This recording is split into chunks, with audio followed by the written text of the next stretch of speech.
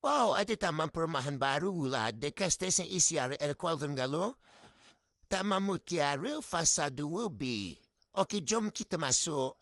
Okey, ini adalah ruang tamu. Ada sliding door dan ada tingkap di bahagian corner. Tingkap bersegini dan boleh nampak kita punya pos lah. Pos ni boleh muat dalam 2 biji kereta. Rumah ni ada 3 bilik dan 2 bilik air.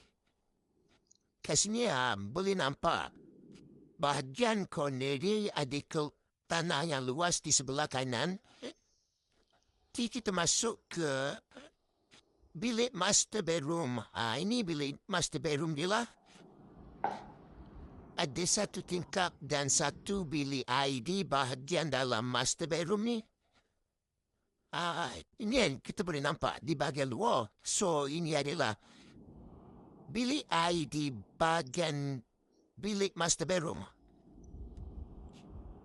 Ini adalah bilik kedua. Bilik kedua menghadap ke bahagian tepi rumah, di mana ruang tanah kosong tadi. Bilik ni pun luas. Okey, ini kita pergi ke bilik yang ketiga. Bilik ketiga pun bersebelahan dengan bilik kedua tadi saja. Tingkap dia menghadap ke bahagian rumah belakang.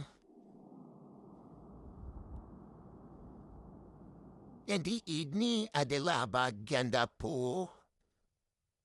Bahagian dapur dan bilik air yang kedua. Ini bahagian bilik air kedua ni dekat dapur belakang lah.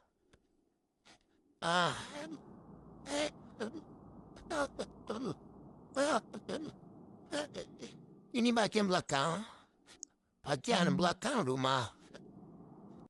Rumah ini harganya adalah 314,500.